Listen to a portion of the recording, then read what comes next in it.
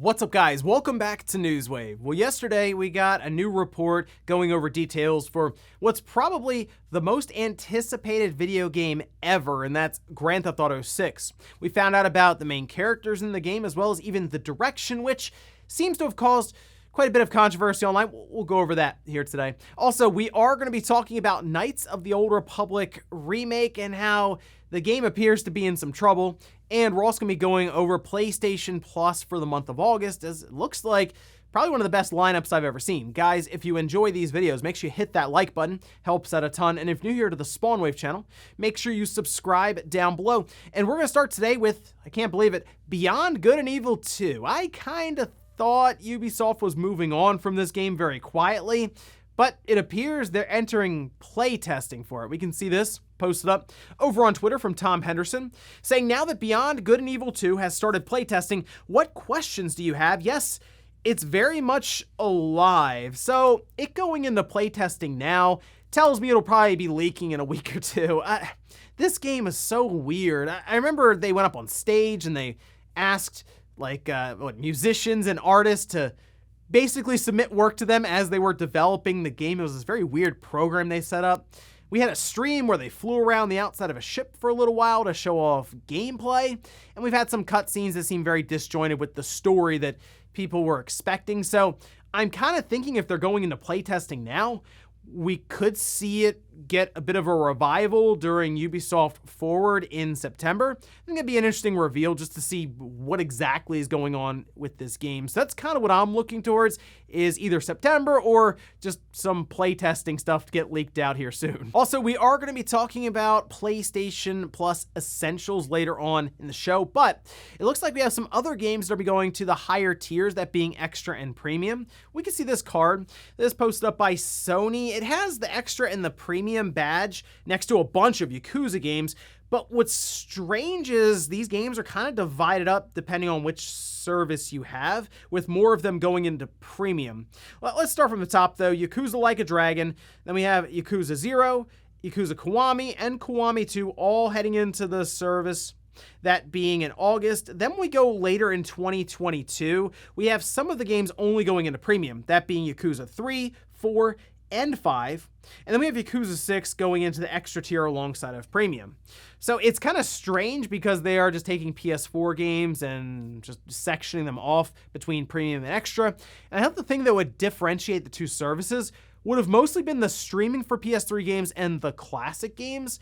So the fact that I guess they can fall back on having PS4 titles to reveal for that service, it to me is kind of disappointing, because I was hoping they'd feel at least more pressured to just put good PS1 and PS2 and PSP games in there. But I mean, if they can just say, hey, we'll throw some PS4 titles in there just for content, I'm hoping they get moving here really with the PSP and the PS1 and PS2 games, because so far they really haven't held up their end of the bargain. But at least for now, it looks like a bunch of Yakuza games going into the service throughout the rest of the year. Oh, and we do have Digimon Survive coming out tomorrow, which is tough because it's right next to Xenoblade Chronicles 3. After those reviews dropped, it's hard not to just go right to that game over Digimon Survive tomorrow. But I saw some people wondering about reviews for Digimon Survive. We don't see any of them. Well, that might be because of Bandai Namco. We can see this posted up over on Twitter from Taylor, saying, for anyone curious about Digimon Survive, which releases Friday, I've been told that Bandai Namco will not be giving out review codes before release, so don't expect any reviews this week. Usually not a good sign, but not always. Now, yeah, I mean, you figure if you're confident about your game, you get the review codes out there so you can get those scores rolling, and you're getting all these nice 8 and 9 out of 10s. I don't know. We'll, I guess, get impressions and gameplay footage getting posted up, hopefully by Friday, so people can check it out. I think if you're really into Digimon, you're probably going to get a kick out of it either way. I would just like to more or less know how it runs on, like, the Switch, for example, or if there are any maybe game-breaking bugs just across the board. But otherwise, I guess we'll see how it turns out tomorrow as people get their hands on it. And guys, with some of the quick news out of the way, let's get into the bigger stuff. Let's start right away with Grand Theft Auto 6. A report was posted yesterday by Jason Schreier at Bloomberg, going over a bunch of details of the game and how Rockstar has kind of changed and morphed the studio over the last 4 years. Let's start from the top, though. We're going to head over here to Nibelium. Do a very good job just kind of bullet pointing everything, but I will leave a link in the sources to the original Bloomberg article as well.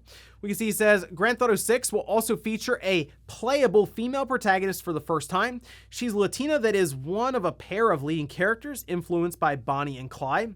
It's a very interesting idea. I think for the most part, they'll probably still keep it so you jump between the two characters, and it could, I think, lead to a pretty interesting narrative overall, depending on how much influence they pull from Bonnie and Clyde. And obviously, this will differentiate it from pretty much every other Grand Theft Auto game ever, since this will be the first playable female protagonist. So interesting stuff there. A few more details. Working title, Project Americas. The main location is a fictional version of Miami and its surrounding areas. So heading back to Vice City. The game will evolve over time, adding new cities. That seemed to concern people because it does kind of sound like live services, at least is the idea they'd be pulling there. But they could also be, they're leaving the door open for maybe downloadable single-player content, which is something people have asked for with Grand Theft Auto 5, as obviously the focus for Rockstar and Take-Two has just been all Grand Theft Auto Online because, I mean, it's where they're making a lot of money. So maybe that's more or less, hey, over time we'll add different things and new cities to the single-player experience. And the game world is already large, more interior locations than previous Grand Theft Auto games. So that's a big thing, though, because they'll build out a really big city and interesting thing to drive around, but you don't really go into any of the buildings. So the idea of maybe more and more buildings are completely opened up to you to kind of explore could be pretty cool. Now, some comments on Rockstar, the studio itself. More producers help to avoid overtime or crunch, schedule changes, conversion of contractors to full-time employees, removal of abusive employees, new mental health and leave benefits, and the staff is more flexible with their time. Now, a lot of this information was pulled from about 20 different sources, according to Jason Schreier, some still within Rockstar, others who have left recently, and across the board, they seem to be very happy. In fact, morale is at an all-time high, which is a good thing because that would lead, I would assume, to just an overall better product. Now, everything there sounds pretty good. You might be wondering, well, where's the controversy coming from here? Well, there were like 2 points that people were making as like sticking points anyway, at least that we're saying online. One was the female lead protagonist, but I really didn't see too many people who were like, oh, that's a problem. It seemed most people were like, okay, that could be kind of cool. See how that turns out there with the Bonnie and Clyde influence. The one sticking point that I can actually understand here is a sentence in the article from Jason Schreier that says that Rockstar would look to avoid punching down on certain groups of people. And the reason that's been brought up as a sticking point is because does that mean that Rockstar is essentially going to tone things down from what was an absolutely over-the-top and ridiculous Grand Theft Auto 5? I mean, obviously they're pushing the entire game to be a massive satire with the world that it was being developed in, and the idea that they would have essentially limits around certain things. Would that mean that Grand Theft Auto wouldn't necessarily feel like Grand Theft Auto because they would have to avoid certain topics, not be just over the top? And while I can see the concern there, I think we're way too early on. I mean, we haven't like seen the game yet. At least with Saints Row, we saw the game, so we could be like, oh, what happened there? But like Grand Theft Auto 6, I feel like it's still going to continue to feel like Grand Theft Auto. They'll push boundaries. It'll probably be way over the top as usual. And I'm sure it'll have plenty of microtransactions, especially in the online side. So now I'm just trying to think of when they'll show it to us for the first time. It seems like it's set up pretty nicely for the Game Awards, but who knows? I mean, really, Rockstar and Take-Two can just be like, we're showing it to you next week, and the internet will shut down just the same as it would if it was at a big event like the Game Awards. But let me know what you think of some of the details here for Grand Theft Auto 6. Next up, let's talk about Knights of the Old Republic Remake. It was revealed during Sony's PlayStation experience last year. It's pretty surprising to see Sony have exclusive rights to Knights of the Old Republic Remake, considering Knights of the Old Republic was an Xbox exclusive. Well, it looks like we have some bad news for Star Wars fans, and especially for Knights of the Old Republic fans who wanted to see this remake, because it sounds like this thing's in some trouble. We'll head over here to Engadget. This is a summary of the original article from Bloomberg, which I'll leave that linked down below. They say Aspyr finished the demo of the game to show Lucasfilm and Sony on June 30th, and the developers were even excited by what they've achieved. A week later, however, the company fired design director Brad Prince and art director Jason Miner. Aspyr reportedly held a series of meetings in July about the situation to tell employees that the demo wasn't where they wanted it to be, and that the project will be put on hold. The studio heads also told staff members that the company will be looking for new contracts and development opportunities. So this is a shame, obviously. The biggest concern here when Aspyr was revealed to be developing it was they've mostly done remasters. Now they're going to tackle what, I mean, is a big-time remake. You think of like the storied franchise that is one Star Wars, but also Knights of the Old Republic, and you're going to remake that thing? That's pretty big, right? So here's Aspyr. We assume in over their heads. They've been developing this thing for 3 years, and they show up with a demo, and they said they were going to try to get this thing out in 2020. I mean, it's 2022 now. The only thing I can see here is the demo, while it probably was good in terms of it being a vertical slice, you then have to turn that into an entire game. And it appears that the amount of money it would have cost to do that was like way out there, to where people were getting fired a week later. In fact, while Aspyr were telling partners that, oh yeah, 2022 is when we're shooting to get this thing out there, developers who were working on it said, no, how about like 2025? And now this game just appears to be in limbo. People are trying to figure out what's going to happen with it, where apparently the leading speculation is that it's going to fall back to Saber Interactive to finish this game. And what a shame to see this for Knights of the Old Republic. It's so exciting to see that thing get revealed and getting that full-on remake. And now it's like, who knows if this thing is even coming out. So here's hoping they can figure this out, navigate it. Lucasfilm just didn't seem happy with that demo, and well, maybe Saber Interactive can come in and save the day. But I mean, if they were originally thinking 2025, it might be even further out. Could this be something that 2026 or 2027? Who knows? Next up, let's talk about PlayStation Plus for the month of August. This, of course, will be games for Essential, Extra, and Premium. Let's take a look at the card here that Sony posted up over on PlayStation blog, starting with Tony Hawk Pro Skater 1 and 2. This is for the PS5 and PS4 version. It's the cross-gen deluxe bundle, which if you haven't played Tony Hawk Pro Skater 1 and 2, I don't know what you're doing. You absolutely have to check this game out. It is a fantastic recreation of the older Tony Hawk games from the PS1 era. And then we have Yakuza Like a Dragon, PS5 and PS4. We talked about that a bit earlier, but this being next to Tony Hawk Pro Skater 1 and 2 is an awesome month of August for PlayStation Plus. And then we have Little Nightmares on the PS4. So 3 good games here. 2 of them, by the way, just being PS5 versions of the games. And Yakuza Like a Dragon is an interesting departure for the series, as they went to like this turn-based JRPG setup, but it is such a strange JRPG that you'll have to see it for yourself. But overall, that's probably one of the best lineups I've seen for PlayStation Plus, at least in a long time. And it's available August 2nd all the way until September 5th. So make sure you at least go in and claim each one of these games. And in our last bit of news, let's talk about Microsoft and Xbox's fiscal year 2022 quarter 4 report. We can see this posted up. This over on Windows Central. They have some nice bullet points here, just kind of summarizing what we need to know. Microsoft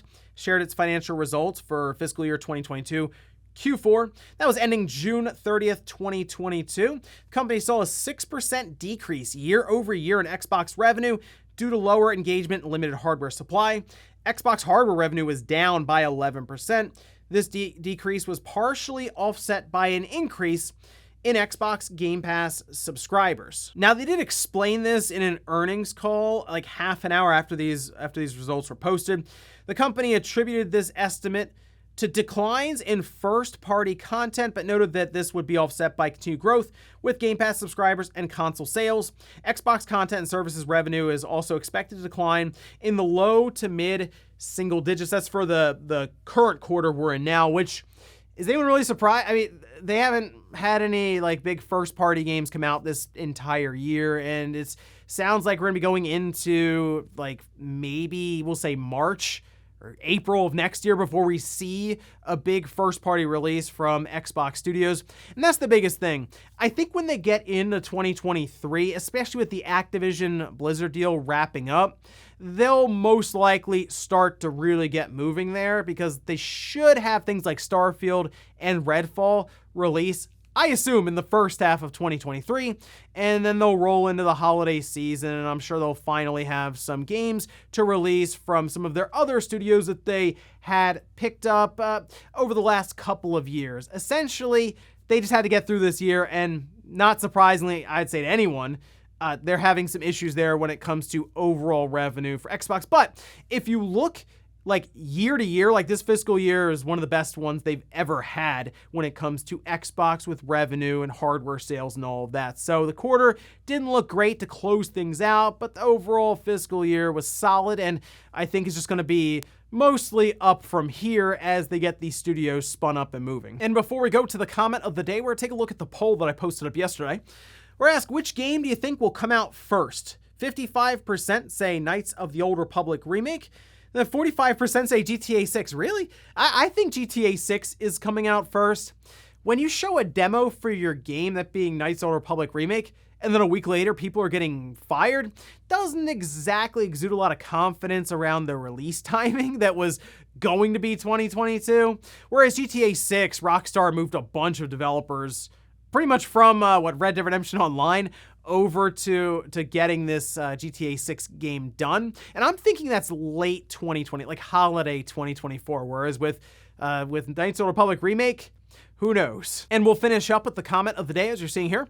This is from Sinister saying, I don't understand why Sony pursued VR2. It's a neat thing at times, but after years of availability and mega hype, VR didn't emerge as the next big thing. Seems like their focus is better suited on other areas. So the thing with Sony and VR, while we're looking at it right now as like a headset for the PlayStation, Sony themselves are more or less looking at the technology that they are developing to make this headset, right, as like the R&D side of things. They are showing off headsets that are just never going to be used with like PlayStation VR at different trade shows.